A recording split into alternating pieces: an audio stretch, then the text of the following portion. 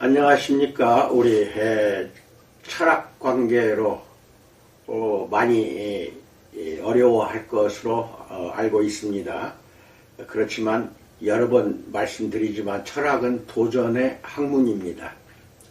도전해서 이겨내는 분들은 여러분의 그 이성, 지성 문제가 많이 발전되리라고 믿습니다. 또 이것이 설교라든지 여러 가지 대화 과정에서 상당히 우리는 중요한 부분이라고 믿고, 오늘은 12강입니다. 근대 철학에 대해서 말씀드립니다. 11강까지는 초기의 근대 철학이고 12강부터는 본격적인 근대 철학을 말씀을 드리는데요. 이것도 12강도 두 개로 나누어서 말씀을 드리고자 합니다. 장 바프티스트 르롱 달랑베르와 드니 디드로가 편집한 17권짜리 백과사전이 1750년대와 1760년대에 발간되었습니다. 달랑베르는 산수와 기하학의 명확성을 모든 과학에 도입하는 것을 목표로 삼았던 뛰어난 수학자였습니다. 기독교적 창조의 동의는 자체 내에서만 확실성의 기초를 발견하려 했던 과학적 사유의 창조력에 대한 믿음의 길을 양보했다라고 말합니다. 두 사람은 과학 발전의 불가피성에 대한 믿음을 공유했으며 기독교가 인류 발전의 큰 장애물이라고 믿었습니다. 그들은 인간 본성에 대한 유물론적 견해를 견지했습니다. 도이어베르트의 자연, 자유, 변증법으로 말하자면 그들은 자연의 축을 강조했습니다. 그들은 몽테스키웨와 볼테르가 포함된 동일한 생각을 품은 이들을 기고자로 모았습니다. 이들은 모두 성직자에 대해 반감을 가졌으나 전부가 무신론자는 아니었습니다. 예를 들어 볼테르는 도덕률이 무게를 갖기 위해서는 어떤 유건, 신개념이 중요하다고 믿었습니다. 하지만 이것이 유신론의 창조주 하나님은 아니었던 것입니다. 첫 번째, 데이비드 흉에 대해서 알아봅니다. 스코틀랜드 태생의 데이비드 흉은 27세라는 젊은 나이에 인간 본성에 관한 논고를 출판했습니다. 이 책은 처음에는 별로 주목받지 못했지만 훗날 엄청난 명성을 얻었고, 흉은 데카르트 이래 그 어떤 철학자보다 큰 영향력을 행사하게 되었습니다. 부제목으로 도덕적 주제의 실험적 추론 방법을 도입하려는 시도는 흉의 논고에서 목표하는 바를 설명해 줍니다. 뉴턴이 물리학에서 했던 일을 심리학에서 하겠다는 것입니다. 흉은 철학에서 인간론의 근본적 중요성을 제대로 인식하고 있었고 이 과학의 심장부로 직접 뛰어들기로 결심했습니다. 흉은 경험주의자였습니다. 그는 일권에서 정신의 내용을 인상과 관념이라는 두 종류의 지각으로 분류합니다. 감각과 감정을 포함하는 인상은 관념보다 생생하고 강력합니다. 관념은 사고 및 추론과 연관된 지각입니다. 감각을 통해 들어오는 즉각적인 것을 넘어서 펼쳐지는 모든 지식은 원인과 결과 개념에 의존합니다. 따라서 이를 면밀히 주목할 필요가 있습니다. 이 점에서 흉은 아주 혁신적인 결론에 도달합니다. 원인과 결과 사이의 필연적인 관계에 대한 믿음이 추론이 아니라 관습에서 비롯된다는 것입니다. 그러므로 우리는 검토를 통하여 어떤 원인이 필연적임을 주장해온 모든 증명이 허위요 궤변임을 밝혀야 한다라고 말합니다. 흉은 동일한 회의주의를 시간과 공간으로 확장시키고 인간론에도 비슷하게 적용했습니다. 인격적 정체성에 관한 꼼꼼하고 세밀한 질문들은 결코 결정될 수 없으며 철학적 난제가 아니라 오히려 문법적 난제로 여겨져야 한다라고 말합니다. 이 권에서는 인상의 특수 형태인 정념 또는 감정을 다룹니다. 흉은 원초적인 것과 2차적 인상을 구분합니다. 원초적 인상은 감각적 인상과 육체적 고통과 쾌락입니다. 2차적 인상은 교만과 겸손 같은 정념을 말합니다. 흉은 정념과 이성 사이의 충돌을 신화로 강조합니다. 모든 의지적 행동은 정념에 의해 동기가 부여되기 때문입니다. 이성은 정념의 종이며 당연히 그래야 합니다. 3권에서는 윤리를 다룹니다. 흉은 이성이 아니라 정념만이 우리를 행동으로 이끌 수 있다라고 주장합니다. 이성은 정념을 유발할 수도 없고 판단할 수도 없습니다. 당위는 결코 사실로부터 나올 수 없습니다. 도덕적 구분의 주된 원천은 타자에 대한 동정심입니다. 흉의 경험론은 인간 이성의 한계에 대한 강력한 주장이지만 그것이 그가 근본적 회의주의를 묵종했음을 의미하지는 않습니다. 그는 농고 말미에 이르러 분명 우리 사회와 개인의 안녕은 모종의 비이성적 신앙을 확고히 신봉하는 데 달려있다고 주장했습니다. 흉은 이런 식으로 처음부터 철학이 상식적 믿음과 관습에서 유리되는 것을 막으려고 합니다. 그가 주장하듯 인간은 이성적 존재이며 그런 관계로 과학으로부터 적합한 양식과 영양분을 받는다. 그러나 인간 오성의 한계가 매우 좁은 관계로 이 특별한 곳 속에서 얻는 것의 범위와 안정으로부터는 극히 적은 만족만을 바랄 수 있을 뿐이다. 철학자가 되어라. 그러나 모든 철학 한가운데서 여전히 인간이 되어라 라고 말합니다. 그러나 이것이 종교에 대한 개방성을 포함하지는 않습니다. 흉은 1755년에 종교의 자연사를 출간했고 자연종교에 관한 대화는 1779년에 유작으로 출판되었습니다. 두 책 모두 자연신학을 공격하는데 특히 로크의 자연신학을 근본적으로 비판합니다. 흉에게는 세속적인 일상생활의 경계를 넘어서는 것은 인간의 능력의 부적절한 오만이나 다름없습니다. 두 개의 중요한 주장이 그의 반유실론을 뒷받침하기 위해 사용됩니다.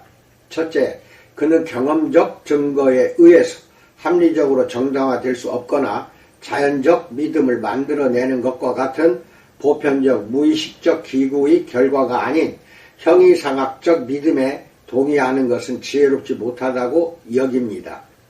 둘째, 우리는 영적 불안과 사회적 혼란을 만들어내는 그런 형이상학적 믿음을 피해야 합니다.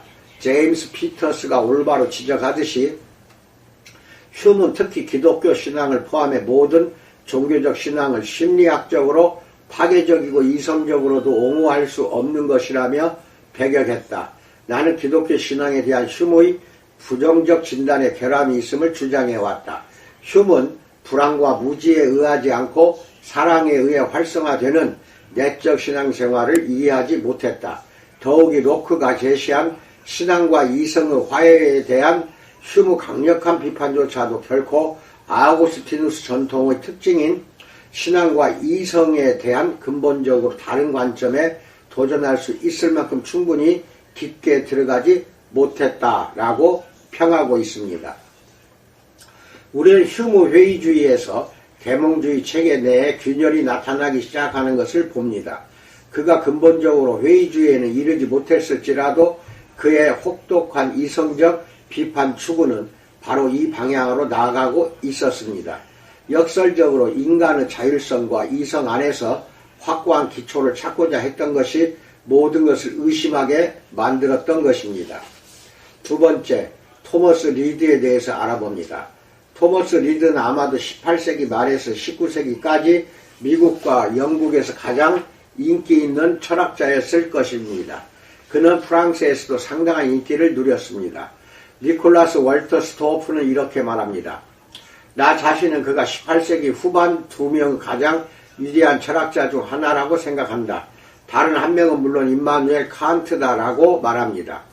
그러나 비록 근래 들어 그에 대해 새롭게 관심이 일고 있기는 하지만 리드는 서구 대학의 근대 철학 강좌에서 거의 완전히 사라져 버렸습니다. 스코틀랜드 사람인 리드는 흉과 동시대인이었으며 최초이자 가장 맹렬한 흉 비판자였습니다. 그는 1764년에 인간 마음에 관한 탐구를 출판했고 같은 해 애덤 스미스의 후계자로 글래스고 대학의 도덕철학 교수로 임명되었습니다. 그는 1785년에 인간의 지적 능력에 관한 논고를 냈고 칸트가 실천 이성 비판을 낸 1788년에는 인간의 능동적 능력에 관한 논고를 출판했습니다. 리드는 그의 교육과정에서 3년간 신학을 공부했고 인허받은 장로교 설교자였습니다. 철학이 발전하지 못하는 것은 새로운 과학의 실험적 방법을 철학이 활용하는 데 실패했기 때문이라고 본 휴미나 철학이 순수 이성을 추구하는 데 문제가 있다고 본 칸트와 달리 리드는 철학이 진보하지 못하는 것은 대체로 상식의 원칙을 진지하게 받아들이는 데 실패했기 때문이라고 주장합니다. 상식이란 바르게 기능하는 성인이 암묵적으로 믿거나 그들의 일상적 행동과 실천에서 당연시하는 명제들을 상식이라고 말합니다. 리드는 근대 철학이 데카르트 체계를 끌어안은 탓에 상식을 깔보게 되었다고 생각합니다. 데카르트 체계는 피치 못하게 회의주의에 봉착합니다. 설령 우리 사유의 실존이 가진 단일 원리로부터 추론에만 의존해서 이끌어낼 수 있는 것이 무언가 있다 하더라도 그것은 지극히 적다. 특히 다른 모든 기능을 믿을 수 없는 것으로 가정할 경우에 더욱 그렇다라고 말합니다. 그러므로 우리는 데카르트 체계를 버리고 온건하고 폭넓은 형식의 토대주의를 받아들여야 합니다. 온건해야 하는 것은 어떤 관념은 의심할 나위가 없지 않더라도 믿을 수 있기 때문입니다. 폭넓어야 하는 것은 우리들이 믿는 많은 것이 다른 믿음으로부터 추론되지 않더라도 타당성이 보증되기 때문입니다. 상식의 제일 원리는 의식, 지각, 기억, 도덕적 양식 등의 기능이 내린 개별 판단이 즉각 보증된다는 것입니다. 우리는 또한 관념의 길에서 벗어나야 합니다. 이 기계적 관점은 우리가 실제를 이해하는 방식을 설명해 주지 않습니다. 우리는 오히려 우리가 다양한 종류의 실제를 감지하는 반성 이전의 확신을 유지해야 합니다. 리드는 일상적 언어 사용, 인간 행동과 행위에서 가정되는 원칙들, 정신작용, 즉 리드가 내성이라 부른 것에 주목해 두꺼운 인간 경험에서 출발해야 한다고 주장합니다. 철학을 할 때는 어디선가 출발해야 한다. 리드는 우리가 철학 작업장에 들어설 때 담론과 확신의 상식적 방식을 입구에 내려놓아야 할 아무런 이유를 알지 못했다라고 말합니다. 리드는 내성적 의식, 즉 지각, 기억, 증거, 연역적 추론, 귀납적 추론에 우선권을 부여했습니다. 리드는 이런 근원들을 상호 환원되지 않으며 각기 대등한 권위를 갖는다고 보았습니다. 왜 우리가 상식을 신뢰해야 하느냐는 질문은 고려할 필요가 없습니다. 이 점에서 리드가 세계와 인간을 하나님의 선한 창조로 보는 기독교 철학자라는 사실을 기억하는 것이 중요합니다. 리드는 인간의 자유의지를 매우 강조하지만 자유의지를 필연히 지배하는 자연 영역에 대립하는 본체 영역에 위치시킨 칸트와는 달리 자연법칙과 인간의 의지적 행위를 적절하게 구분했습니다. 리드는 칸트의 필연성 교리에 반대하며 우연성을 강조했습니다. 하나님은 세상을 특정 방식으로 창조하긴 했지만 꼭 그렇게 하셨어야 하는 건 아닙니다. 리드는 놀랄 만큼 넓은 범위의 주제에 대해 저술하고 가르쳤습니다. 리드 사상은 과학, 기독교 신앙, 근대의 공적 영역의 출현, 민주정에서 흔쾌히 받아들일 수 있는 세계 무대 위의 모습을 드러냈다라고 말합니다. 아마도 리드를 면밀히 읽지 않았을 칸트는 그를 통렬히 비판했습니다. 칸트는 리드의 철학이 자기 입장에 대한 어떤 합리적 정당화도 제시하지 않고 통찰과 과학은 전무한 반면 철학자가 부끄러워해야 할 대중의 박수갈채에 그들의 의견에 호소하고 있다라고 생각했습니다. 리드의 여러 영향 중 우리 목적을 위해서는 두 가지가 특히 중요합니다. 그는 미국 프리스턴 신학 학파에 맨 처음부터 큰 영향을 미쳤습니다. 예를 들어 찰스 하치의 조직신학은 리드에게 깊은 영향을 받았습니다. 하지만 리드 활용은 리드의 종교 철학이 갖는 전통적 자연적 신학이라는 측면을 반영합니다. 이와 달리 엘빈 플랜팅카 같은 개혁주의 인식론자들은 타당한 기초로서의 하나님 믿음을 옹호하는데 고전적 토대주의에 대한 리드의 반론을 활용해 왔던 것입니다. 세 번째, 장자크 루소에 대해서 알아봅니다. 장자크 루소는 백과사전의 기고자 중 하나였습니다. 하지만 예술과 과학이 인류에게 선한 영향을 미친다는 것을 부정하고 그럼으로써 과학과 자연에 대한 계몽주의적 강조의 의문을 제기하여 당대의 계몽 철학자들을 흔들어 놓았습니다. 도이어베르트의 지적처럼 루소는 인본주의가 이 비판적 자기검토를 하길 요청했다. 그는 인간 인격의 뿌리가 정밀한 과학적 사고가 아니라 자유 감정에 놓여 있다고 보았다라고 말합니다. 인간은 본래 선하지만 사회 제도에 의해 타락합니다. 루소는 사회 계약론을 이런 말로 시작합니다. 인간은 자유롭게 태어나지만 어디서나 사슬에 묶여 있다라고 말합니다. 루소는 고귀한 야만인의 이미지를 불러냈으며 세탁부와 관계를 갖는 가운데 철학을 했습니다. 그녀는 루소와 관계하며 5명의 자녀를 낳았지만 루소는 각 자녀를 모두 고아원에 버렸습니다. 과학적 이성주의를 비판하고 자유를 강조한 루소는 낭만주의 근본 원천입니다. 낭만주의는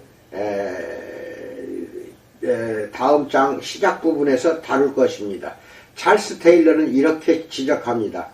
루소는 현대 문화의 많은 부분의 자기 탐구의 철학의 아울러 자기 결정적 자유를 덕의 열쇠로 만든 신조의 원점이다.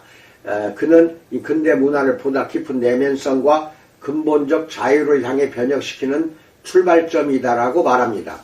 악의 실제성에 대한 루소의 강조는 파스칼 같은 사상가와 함께 그 역시 인간 본성이 불투명함을 긍정했음을 의미합니다. 파스칼에게 혼란의 질서를 가져다 줄 수 있는 것은 은혜입니다. 루소에게는 그것이 자연의 목소리입니다. 자연은 선하며 우리의 문제는 자연에서 멀어졌다는 것입니다. 자연적 충동은 항상 오르며 자연은 양심을 통해 우리에게 말합니다. 양심은 사회 속에 들어와 언어를 부여받고 그로써 이성을 부여받아 나타나는 자연의 목소리다라고 말합니다. 루소는 이런 방식으로 떠오르던 근대 주관주의를 개인의 내면적 목소리가 선이 무엇인지 규정한다는 관점을 향해 더욱 밀어붙였습니다. 루소는 결코 내면적 목소리와 섭리적 질서의 끈을 완전히 끊어놓지 않았습니다. 그러나 그는 피할 바 없이 뛰어난 능변을 통해 이런 급진적 관점을 명시적으로 드러낼 수 있는 언어를 제공한 점에서 중요한 핵심 인물이었다. 이제 유일하게 필요한 것은 내면의 목소리가 그의 동료와 묶인 사슬을 끊고 자신의 완전한 도덕적 권능을 선언하는 일이었다. 새로운 자연의 윤리가 이 과정을 밟은 낭만주의적 표현주의와 더불어 일어난다라고 말합니다. 네 번째, 임마누엘 칸트는 말할 부분이 많습니다. 그래서 12강 두 번째 내일 전개하기로 합니다. 오늘은 여기서 끝냅니다. 사랑하는 우리 신학생들, 이제 철학 강의가 본격적으로 입문하게 되는 단계에 들어섰습니다. 그동안 서양 철학이 어떻게 발전해 왔으며 그 철학마다 사이에 흐르는 우리 기독교 철학은 또 어떠한 관점에 있었는가 하는 것을 깨달았으리라 믿습니다.